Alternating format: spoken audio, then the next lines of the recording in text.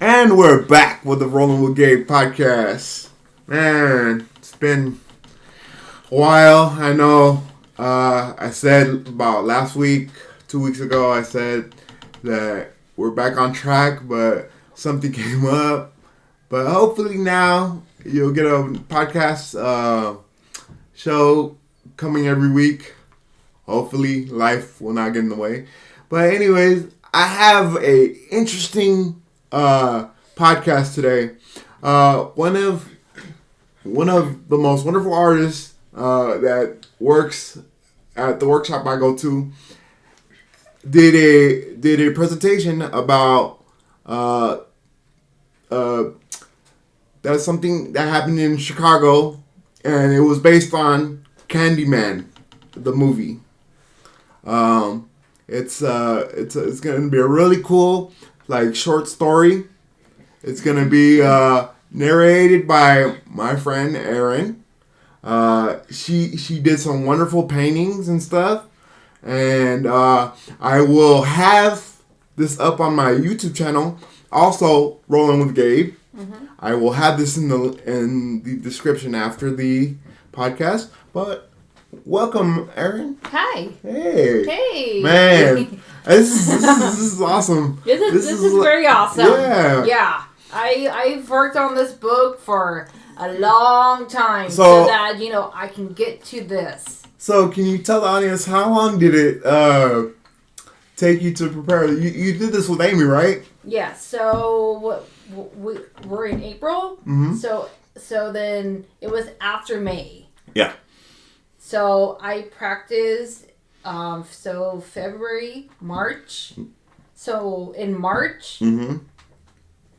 then I'm trying to think. That's okay. So I know we practiced a little bit in May. Yeah. But I technically practiced it before May started. Okay.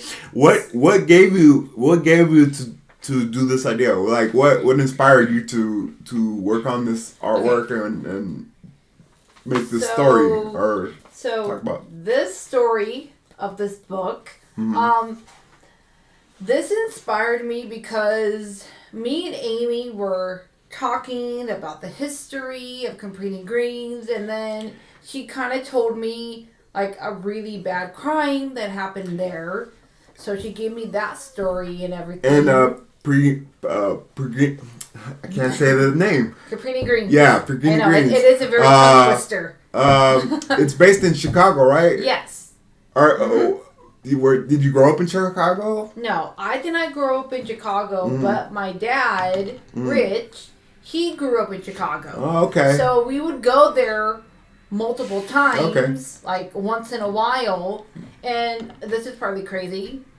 People that are going to be listening to this. Yeah. I've always heard about, Capri Green is this, Capri Green is that. Yeah. And one day, the first day, we told my dad, Rich, we said we want to go to Capri Greens. Yeah. And in his face, he's like, "You're nuts. You're nuts of even thinking about it." It's I want to go to Disneyland. No. And were you at the same time why are you saying I'm nuts? Did you know of the history, or did you? I know, a little bit here and there. Uh-huh. I didn't know all of it until later on. Until Rich, my dad, told me the story about why there was so much bad crime and all that stuff. Right. And then that is how we started getting to understand how Capri Green was. Now, I've seen Capri Greens at least multiple times. Yes. I've seen the building. I've seen what it looks like and everything. How did it look like? Was it run down? It looked like run down. So, the picture of this is how it looked. Mm-hmm. Now, there's a picture of this. So this is how the town used to be. Yeah. It used to be this bad. Yeah. It was there was no water. Yeah. As much. I mean, there was a washer and dryer, but the washer and dryer was so busted and broken that was it basically rundown areas like you would see in certain cities? Like, yes. Was it like? It was so run down that literally cops wouldn't even go inside. It was that bad because the area, like the picture that I just showed you guys, the hallway was so tight and narrow that it was so hard for policemen to even go up the stairs. Yes. Because they were so tight that if another person came down around the corner, they would get stuck. Wow. And then the cops wouldn't be able to get out. And then if something happened to them, it would technically be like on their case. Yeah. And then like the head honcho that is like, you know, that runs the Chicago police area. Yeah. That would be on them. It would be their fault because they let their men's, you know, go there without any protection. Yeah, exactly. So that's the whole reason why that place was so bad. And also, they let the gangs like take over the town, and so the cops dumped them. Yeah. They literally just dumped them and says, "Hey, like, you guys, we don't care. You guys can have this land. Yeah. But we're not going to help you. Yeah. Which means you guys have to defend yourselves, and you have to take care of your own." Basically saying that, like, this is a rundown area. We don't care what happens here. Like, we're not coming down. We're not going to help you out. No. Basically what people have to deal with that live in, like, inner cities, like, stuff here in LA, too. You know, like, cops don't really care. Yeah. Give a damn. They only care about certain things, and which is not cool. Yeah. So I'm going to give you guys this story before I read this. So I think in 2012 or 2011, you know, don't get me or anything. Don't quote. Yeah. But it's either those two. So around that time, they decided that they were going to demolish the entire building from top to bottom. It was already condemned though, right? It was already talked. Yeah. I believe it was possibly already talked for a long, long time. They just needed to find a perfect day and a perfect time to do it. Yeah. Were there like a bunch of squatters over there, like a bunch of homeless people? Oh, yes. Like, okay, you know. So in this book, it's going to tell you. Do you remember the... Yeah. Okay, so that was it. She's going to basically replay her presentation and show you guys the book and read the story. Yes. Of the actual... what basically Candyman was basically based on. The very first Candyman. Yes. It's a really awesome story. Yes. I hope you guys enjoy it. You can get it started, Aaryn. Okay. Interesting. So, this is it. The history of Cabrini Greens. Cabrini Greens was on the near north side of Chicago and used to be called Little Hell. During World War II, the area was changed into a housing development for ward workers. It began as a mix of Italian, Irish, Puerto Rican, and African American. But by the 1960s, the area was almost all African American. Wow. Yeah. Crazy, right? Ah. Okay. Let me go from here. Okay. The Chicago Housing Authorities, CHA, didn't have money for upkeeping or repairs in the buildings. The city ignored the problems happening in the buildings. There were lots of crime and gangs, and the police never really helped. It was a horrible place to live. Ruthie Mae McCoy. Ruthie grew up on the south side of Chicago. She started showing signs of mental illness in her 20s. She was later diagnosed with schizophrenia. It was hard for her to hold a job, and she was in and out of mental institution. She ended up living in public housing, very close to Cabrini Greens, in 1987, and was liked by her neighbors. One night, Ruthie called 911. She says that people were trying to break in through her bathroom mirror and that they were coming to rob her. Here is why. Back in the day, many large apartment buildings had access passages in the walls for plumbers. You can get through these passages by removing your bathroom medicine cabinet from the walls. People were using these passages to break into apartments, and homeless people were even living in them. Wow, I wonder why they made those passages for. Like, what were they actually meant for? They were meant for, like, plumbers to get in through the apartments. Oh, because they were so narrow. Because, yes. Yeah. And that it was easy for them to do it that way instead of going up to the apartments for them, so that nothing bad can happen to them and then their life is not in risk. Yeah. Yes. That's crazy, though. So while the cops were on the way to Ruthie, her neighbor called 911 again, saying that they heard screaming and gunshots coming from her apartment. When the cops got there, they couldn't get into Ruthie's apartment and just left instead of trying to help her.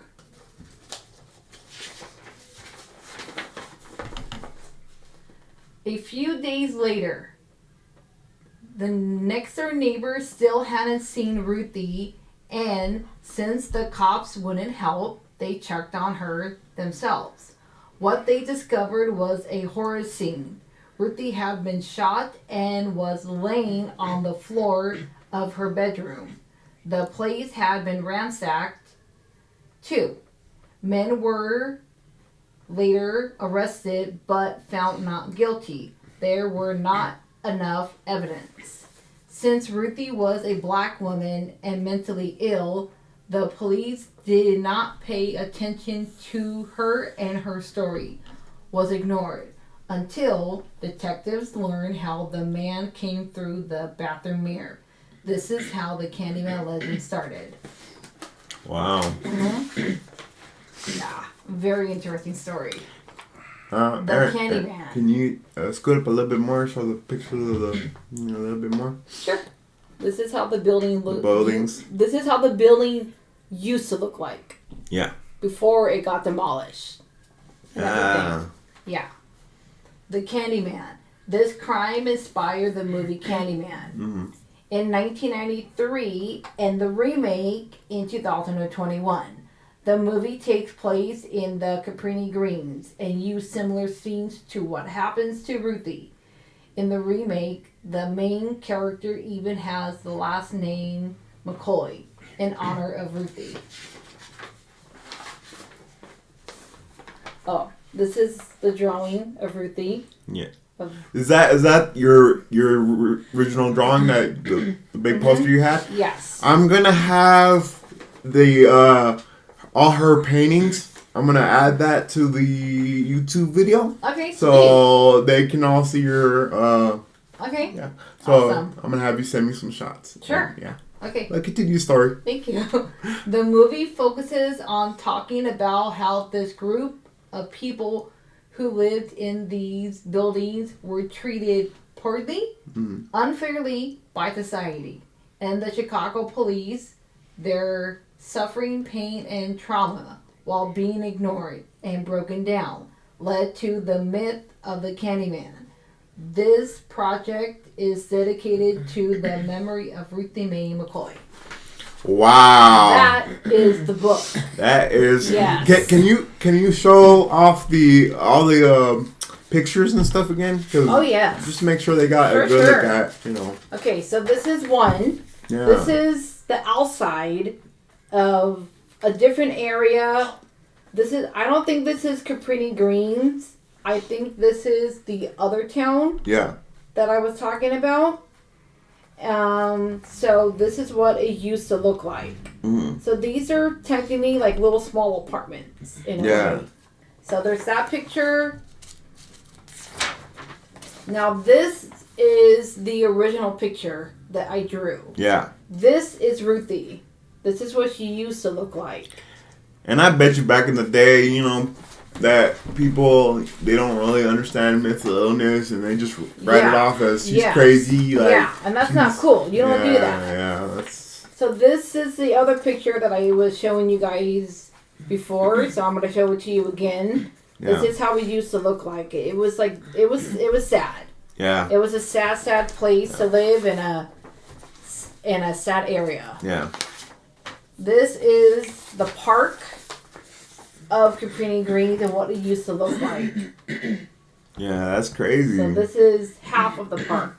That's crazy. Yeah. Then there's this picture, which is the buildings. And also another thing too, the other problem about the Cabrini Greens is that the buildings were so close together. Yeah. That there was more problems to it. Yeah, exactly. You know? I bet you the tenants that live there. The last picture that I did. That's really gorgeous. Thank you. Thank you. I love the colors that you use. I worked a lot on it, but it was fun. Yeah. This was a very, very, very fun book that I did, and I hope you guys like it. As you can see, it's very different from the actual movie. Yes. It's not Hollywood-esque. No. You know, like, it's the actual story of what happened. Because some stories, when they get into Hollywood, they tend to change them up, like, a lot. Yeah. You know, like... Yeah, it's crazy. Yeah. It's sad about the history and how the story became of the movie. Yeah. And everything. But it's also cool too because they also honored Ruthie in the movie as well. Yeah. So it all combines together. Yeah. Yeah. So they did like a little honor of her. Man, I mean, What do you like, guys think? that was an awesome presentation. Yeah. Thank you for sharing. Yeah. By the way, these voices that you hear, I didn't mention them, like, but they were in the shadows. I also have Victor and James here. James Bond. Yeah, they were just here listening and hearing the story. Yes. So, yeah. But, yeah, I mean, that's really crazy. Really, That's creepy, right? Now that you know the actual story, like, because I like a good movie now and then, but they tend to, like, cover it up, stress the truth. Yes. You know? I think so too. Yeah. I think it's crazy. They only put Owen, her character, Owen in 1 minute for the movie. It wasn't about the whole Candyman story. Yeah. But Tony Todd wanted the origin of a white girl and dating a black girl, a white girl, and then it was a racist thing. And they cut off his hand, put bees on him, and he became the Candyman. And then that's how the whole story became from this. The whole story from this book. Yeah. So It all ties into Ruthie of how the whole movie became what it is. Yeah. Which is very interesting, but it's also very sad that they had to live a life, in fear and trauma and all that stuff. It's crazy. I mean, literally, I'm telling you right now, kids would come to school. And there would be a car just driving by. Yeah. And a kid's walking home. Yeah. Minding his own business. And all of a sudden... shootings and drive-bys. You hear a pop, pop, pop. Yep. Yeah. And kids would literally try to go home. Yeah. As fast as they could before it got dark. Yeah. Like, it was so scary for kids to go home at nighttime. Like, they were literally terrified. They were. I would be too, Yeah. It was crazy. What do you think? What do you guys think? I agree. It's good. I like it. Yeah. And then after that, then they ransacked her place, and then they took some items. Yep. If I'm not mistaken. So yes. Yeah. But I mean, to live in a town like that, you kind of have to, be mindful and watch everything. Yeah. Oh, but another reason too why they robbed her is because there was talk in the town that she had a lot of money. Yeah. Yeah. And when you live in a town like this, I don't want to. People are nosy. Yeah, don't. I'm just saying from the book. So if you guys listen to this or anything, don't say anything. Please don't. Yeah. I'm just trying to get it from the story. So she had money, and because she had money, that's the reason why they went into her apartment. Yes. All right. Yeah. Mm-hmm. But anyways, it's about that time. So okay. I hope you guys enjoy the story. Yes. Once again, it'll be on my YouTube channel, Rolling with Gabe. Check it out. And I hope you guys have a wonderful day. Yes, thank you. I hope you Take like care. this. Rolling with Gabe. Out.